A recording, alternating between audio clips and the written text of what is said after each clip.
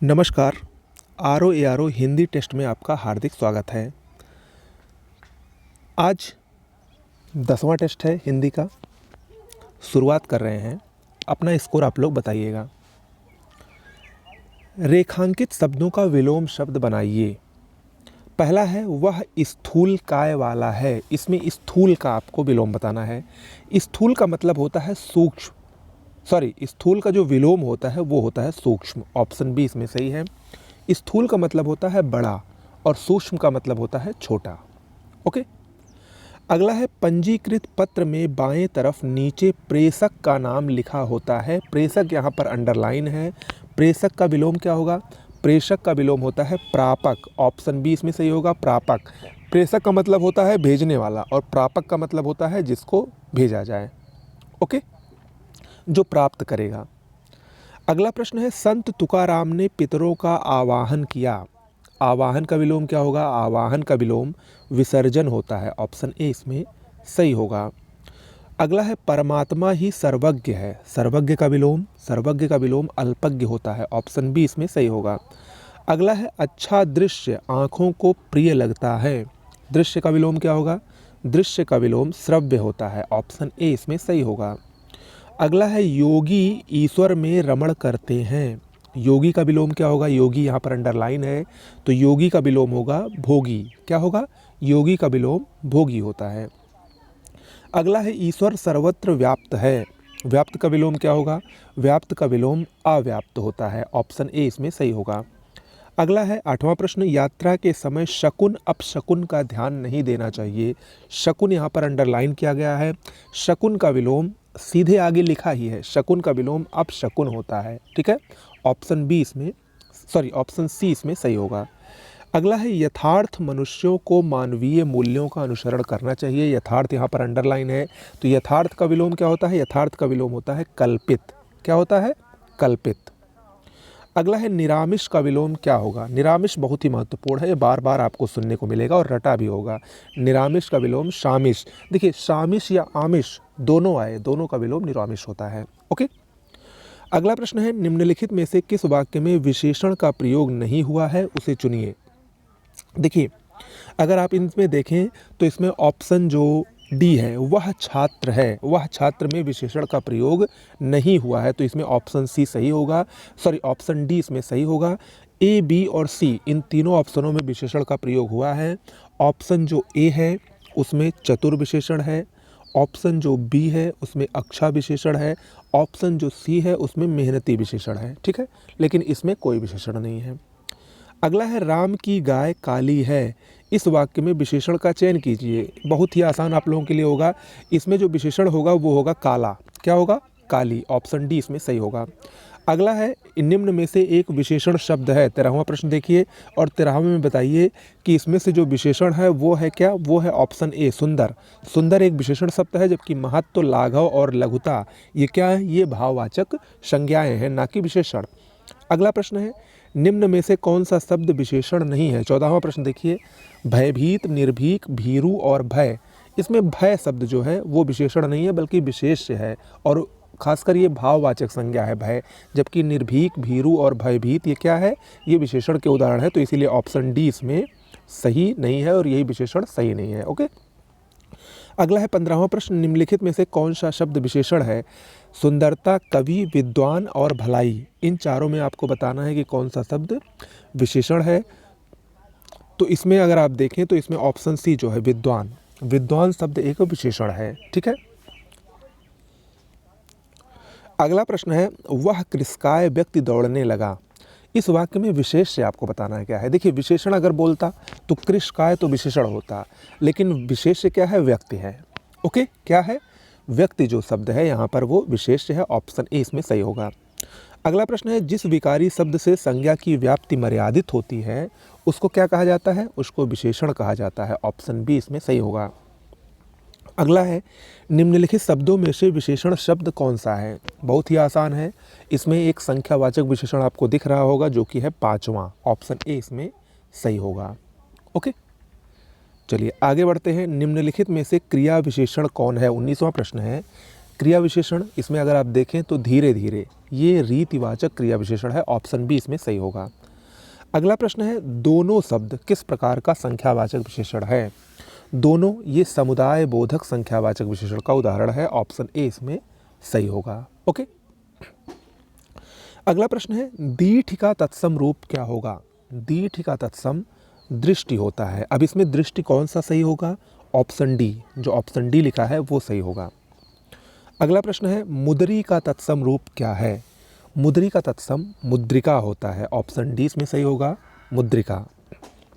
अगला प्रश्न है 23वां, मक्खन का तत्सम रूप क्या होगा? देखिए, मक्खन का तत्सम माखन नहीं होता है, मक्खन का तत्सम होता है मृक्षण, ऑप्शन डी इसमें सही होगा। अगला है, निम्नलिखित में से तत्सम शब्द आपको बताना है कि इसमें तत्सम कौन सा है। देखिए, करोड़, तेल, पीपल, दिन, दिन यहाँ पर तत्सम है, इसका तद्भव दिवस होता है, ठीक है, ऑप्शन ए यहाँ पर, सॉरी ऑप्शन डी यहाँ पर सही है। अगला है, निम्नलिखित तत्सम तद्भव शब्दों के युग्म में से कौन युग्म त्रुटिपूर्ण है, ये आपको बताना है। इसमें अगर आप देखें तो गोमय गोबर बिल्कुल सही है, क्षीर खीर सही है, सपत्नी सौत सही है, लेकिन ये त्रुटिपूर्ण है क्योंकि पर्यंक का जो तद्भव होता है वो पलंग होता है, ना कि पटरी होता है, ठीक है, तो इसलिए ऑप्शन सी यहाँ पर त्रुटिपूर्ण है। अगला है, निम्नलिखित प्रश्नों में दिए गए विकल्पों में तद्भव शब्द आपको छांटना है कि इनमें तद्भव कौन सा है। 26वां प्रश्न देखिए, खंडगृह, खजूर, क्षत्रिय, स्तंभ, इसमें तद्भव शब्द है खजूर, ऑप्शन बी सही है क्योंकि खजूर का तत्सम खरजूर होता है। ओके, 27वां देखिए, खादन, खरपर, छार और खीर, इसमें तद्भव शब्द क्या है? इसमें तद्भव शब्द है खादन, सॉरी, इसमें जो तद्भव शब्द है वो है खीर, क्योंकि खीर जो है वो क्षीर का तद्भव होता है। 28वां प्रश्न देखिए, क्रोस, कोष्ठिका, खरजू, कोख, इसमें अगर आप देखें तो इसमें जो तद्भव शब्द है वो है कोख, कोख का तत्सम कुक्षी होता है। 29वां प्रश्न देखिए, छुर, खुर, छोदन, क्षेत्र, इसमें अगर आप देखेंगे तो इसमें तद्भव शब्द जो है वो है खुर, खुर जो है वो छुर का क्या होता है? तद्भव होता है। 30वां प्रश्न देखिए, गेंद, गोधूम, गुहा, गो, इसमें तत्सम शब्द, सॉरी इसमें तद्भव शब्द क्या है? इसमें तद्भव शब्द गेंद है, गेंद तद्भव है, इसका तत्सम कंदुक होता है। ओके, अगला प्रश्न है, जहां लोगों का मिलन हो, इसके लिए एक शब्द क्या होगा? जहां लोगों का मिलन हो, इसके लिए एक शब्द होता है सम्मेलन, ऑप्शन सी इसमें सही होगा। जो कानून के विरुद्ध हो, उपयुक्त शब्द का चयन कीजिए एक वाक्यांश के लिए एक शब्द। जो कानून के विरुद्ध हो उसको अवैध कहा जाता है, ऑप्शन डी इसमें सही होगा। अगला है रंग भवन, रंग भवन किसको कहा जाता है? रंग भवन नाट्य गृह को कहते हैं, ऑप्शन सी इसमें सही होगा। अगला है त्रिकालज्ञ, त्रिकालज्ञ के लिए एक शब्द क्या होगा या इसके विस्तार क्या होगा? त्रिकालज्ञ का अर्थ होता है सर्वज्ञ, यानी जो सब कुछ जानता हो, तीनों लोक का ज्ञाता हो। अगला है प्रतिघात, प्रतिघात के लिए एक शब्द क्या होगा? प्रतिघात के लिए शब्द होगा चोट के बदले चोट, ऑप्शन ए यहाँ पर सही होगा। अगला है जिसे भले बुरे का ज्ञान ना हो, इसके लिए एक शब्द क्या होगा? जिसे भले बुरे का ज्ञान ना हो उसको अबोध कहा जाता है, ऑप्शन बी इसमें सही होगा। अगला है जिस पर मुकदमा चल रहा हो, जिस पर मुकदमा चल रहा हो उसके लिए एक शब्द होगा अभियुक्त, ऑप्शन डी इसमें सही होगा, अभियुक्त। ओके, बिना वेतन काम करने वाला, इसके लिए एक शब्द क्या होगा? अवैतनिक, ऑप्शन ए यहाँ पर सही होगा। अगला है कठिनाई से होने वाला, कठिनाई से होने वाला के लिए एक शब्द होगा दुःसाध्य, ऑप्शन ए यहाँ पर सही होगा, दुःसाध्य। ओके, आगे बढ़ते हैं, 40वां प्रश्न देखते हैं। जिसकी ग्रीवा सुंदर हो, जिसकी ग्रीवा सुंदर हो इसके लिए एक शब्द होगा सुग्रीव, ऑप्शन सी सही होगा, सुग्रीव। ओके, चलिए आगे बढ़ते हैं। अब शुद्ध अशुद्ध को देखिए, इसमें आपको बताना है कि निम्नलिखित में से कौन सा वाक्य शुद्ध है, देखिए और बताइए। देखिए, इसमें अगर आप देखें तो ऑप्शन सी, फलों का विक्रेता मुझे प्रतिदिन फल दे जाता है, ये वाक्य शुद्ध है और सभी अशुद्ध हैं। ऑप्शन ए जो आपको दिख रहा है तुम्हारे से कोई काम नहीं हो सकता, इसका शुद्ध होगा तुमसे कोई काम नहीं हो सकता। बी वाला जो दिख रहा है नेताजी की मृत्यु क्षोभजनक है, इसका शुद्ध होगा नेताजी की मृत्यु दुखद है। और जो डी वाला दिख रहा है दिन भर वह कड़े परिश्रम करता है, तो कड़े और परिश्रम दोनों एक साथ अशुद्ध होगा, ये होगा दिन भर वह परिश्रम करता है या वह बहुत परिश्रम करता है। ओके, ऐसा भी होगा। चलिए 42वां प्रश्न देखिए, निम्नलिखित में से कौन सा वाक्य अशुद्ध है, ये आपको बताना है। तो इसमें देखेंगे तो ऑप्शन ए जो दिख रहा है, तुम्हारे माता पिता क्या काम करते हैं,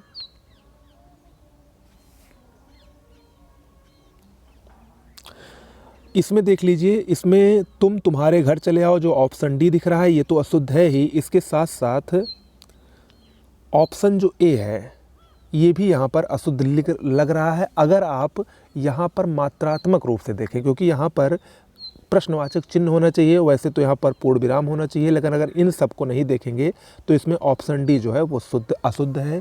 तुम तुम्हारे घर चले आओ, ये नहीं बल्कि तुम घर जाओ, ठीक है, ये यहाँ पर शुद्ध होगा। तो इसमें ऑप्शन डी ही शुद्ध मानिए, और अगर आप मात्रात्मक रूप से देखें तो इसमें फिर सभी यहाँ पर अशुद्ध हो सकते हैं। ओके, चलिए आगे बढ़ते हैं। निम्नलिखित में से कौन सा वाक्य शुद्ध है, आपको बताना है। देखिए ये होता है प्रत्यक्ष को प्रमाण की आवश्यकता नहीं होती, ऑप्शन सी है, और ये एक मुहावरा भी है, प्रत्यक्ष को प्रमाण की आवश्यकता नहीं होती, ऑप्शन सी इसमें सही है। अगला है, निम्नलिखित में से कौन सा वाक्य शुद्ध है। 44वां प्रश्न देखिए, इसमें अगर आप देखेंगे तो पिताजी बाजार से सब्जी लाए, ये यहाँ पर शुद्ध है, ऑप्शन सी, और बाकी यहाँ पर जितने भी हैं सब अशुद्ध हैं। अगला है, इनमें से कौन सा वाक्य शुद्ध है। 45वां प्रश्न, इसमें ऑप्शन ए ही हमको शुद्ध लग रहा है, बातें करते करते हमने रात बिता दी, ऑप्शन ए जो है वो बिल्कुल सही है, और सभी यहाँ पर अशुद्ध हैं। अगला प्रश्न है, इनमें से कौन सा शब्द शुद्ध है। पानी, वाल्मीकि, उज्ज्वल, द्वंद्व। इसमें अगर आप देखें तो इसमें ऑप्शन जो ए है पानी, यही शुद्ध है और सभी अशुद्ध है। ये वाल्मीकि नहीं बल्कि ये होगा वाल्मीकि, क्या होगा, वाल्मीकि ऐसे लिखा जाता है। उज्ज्वल ये गलत है, यहाँ पर ये उज्ज्वल होता है, ठीक है, और द्वंद्व भी यहाँ पर गलत लिखा है, द्वंद्व ऐसे लिखा जाता है ना कि ऐसे। ओके, तो यहाँ पर जो ऑप्शन ए होगा वही शुद्ध है, से सभी अशुद्ध है। अगला प्रश्न है, निम्नलिखित शब्दों में से शुद्ध शब्द कौन सा है। जिजीविषा शुद्ध कैसे लिखा जाता है, तो जिजीविषा का सबसे शुद्ध रूप ऑप्शन बी है, ये ऐसे लिखा जाता है जिजीविषा, जैसे इसमें लिखा गया है। ओके, चलिए आगे बढ़ते हैं। अगला है, वर्तनी की दृष्टि से इनमें से अशुद्ध शब्द कौन सा है। वर्तनी की दृष्टि से अशुद्ध शब्द अगर आप इसमें देखें तो ये है यहाँ पर ऑप्शन ए, यानी। यानी शब्द अशुद्ध है, इसका शुद्ध ये लिखा हुआ है बी, यानी होता है। अगला प्रश्न है, वर्तनी की दृष्टि से कौन सा शब्द यहाँ पर सही है। ज्योत्सना कैसे लिखा जाता है, मोस्ट इंपॉर्टेंट है। ज्योत्सना को जो सबसे शुद्ध रूप है इसमें वो है ऑप्शन बी, ऐसे लिखा जाता है ज्योत्सना। अगला प्रश्न है, वर्तनी की दृष्टि से इसमें से कौन सा शब्द आपको सही लग रहा है। सन्यासी शुद्ध कैसे लिखा जाता है, तो सन्यासी का जो सबसे शुद्ध रूप है वो है ऑप्शन ए, सन्यासी ऐसे ही लिखा जाता है और यही इसका सबसे शुद्ध रूप है। ओके, आगे बढ़ते हैं 51वें प्रश्न की तरफ। पर्यायवाची की दृष्टि से इसमें से एक वर्ग शुद्ध है, आपको वही बताना है कि कौन सा इसमें शुद्ध है। अगर इसमें आप देखें तो इसमें ऑप्शन ए ही इसमें सही लग रहा है, क्योंकि सिंह, पंचानन, नाहर, मृगार ये चारों ही शेर के पर्यायवाची हैं, शेष सभी में अशुद्ध लिखा गया है। जैसे और सभी देख लीजिए, जैसे ऑप्शन बी ही देख लीजिए, रवि, सूर्य, दिनकर और तरड़ी, इसमें तरड़ी अशुद्ध है क्योंकि तरड़ी नौका का पर्यायवाची होता है। शेष सभी तो सूर्य के हैं, ऐसे ही सब में आपको अशुद्धियाँ मिलेंगी, लेकिन ऑप्शन ए जो है वही शुद्ध है। अगला है, निम्नलिखित में से एक पत्थर का पर्यायवाची नहीं है। पत्थर के बहुत सारे पर्यायवाची होते हैं, प्रस्तर, उपल, पाहन, पाषाण, अश्म, शिला, तो इसमें ऑप्शन जो सी है पशम, ये पत्थर का पर्यायवाची नहीं है, ठीक है, पशम जो है ये पत्थर का पर्यायवाची नहीं है। अगला है, एक यमुना का पर्यायवाची नहीं है। 53वां प्रश्न देखिए, यमुना का इनमें से पर्यायवाची कौन सा नहीं है, तो इसमें ऑप्शन बी जो है तनुजा, तनुजा ये यमुना का पर्यायवाची नहीं बल्कि ये पुत्री का पर्यायवाची होता है, से सभी यहाँ पर सही हैं। अगला प्रश्न है, निम्नलिखित शब्दों में से एक शब्द शंकर का पर्यायवाची नहीं है। गंगाधर, ललाटाक्ष, त्रिलोचन, शशधर, इसमें से शंकर का पर्यायवाची शशधर नहीं होता है, ये चंद्रमा का पर्यायवाची है, ऑप्शन डी इसमें सही होगा। अगला प्रश्न है, निम्नलिखित में से एक शब्द आम का पर्यायवाची नहीं है। आम का पर्यायवाची इसमें अम्बु नहीं हो, अम्बु, क्योंकि ऑप्शन सी जो है अम्बु, अम्बु ये जल का पर्यायवाची होता है। अगला है, निम्नलिखित में से एक विष्णु का पर्यायवाची शब्द नहीं है। विष्णु के बहुत सारे पर्यायवाची होते हैं और बहुत महत्वपूर्ण भी हैं, लेकिन इनमें से आप अगर देखें तो ऑप्शन जो डी है कमलासन, कमलासन ये विष्णु का पर्यायवाची नहीं होता है, कमलासन लक्ष्मी को कहा जाता है। मीनाक्षी का पर्यायवाची शब्द क्या होता है? अब देखिए ये प्रश्न जो है ये आयोग में आ चुका है और ये जो मीनाक्षी का प्रश्न होता है ये कहीं कहीं दुर्गा और कहीं कहीं जो सुंदरी उससे लिया जाता है मीनाक्षी का। तो यहाँ पर ऑप्शन ए को ही सही मानकर चलिए, सुंदरी और इसके अलावा दुर्गा का भी पर्यायवाची मीनाक्षी होता है। अगला प्रश्न है कौन सा शब्द नाग का पर्यायवाची नहीं है? देखिए नाग, सर्प, अहि, विषधर ये तो नाग के पर्यायवाची है, लेकिन डी वाला जो है वो नहीं है। डी तुरंग ये घोड़े का पर्यायवाची होता है। 59वां प्रश्न है कौन सा शब्द दैत्य का पर्यायवाची नहीं है? दैत्य के बहुत सारे पर्यायवाची होते हैं लेकिन भूसुर नहीं होता है। ऑप्शन सी भूसुर ब्राह्मण का पर्यायवाची है, शेष तीनों दैत्य के पर्यायवाची होते हैं। अंतिम प्रश्न है मदिरा का पर्यायवाची इनमें से कौन सा नहीं है? देखिए सुरा, मधु और मध्य तो मदिरा के पर्यायवाची है, लेकिन अमी जो है ये अमृत का पर्यायवाची है, ना कि मदिरा का। ओके, तो इसीलिए यहाँ पर ऑप्शन सी जो है वो सही नहीं है। तो आज के टेस्ट में इतना ही। कैसा लगा आज का आपको टेस्ट? कमेंट बॉक्स में लिखकर बताइए, अपना स्कोर बताइए, साथ में चैनल को सब्सक्राइब जरूर कर लीजिए। नमस्कार।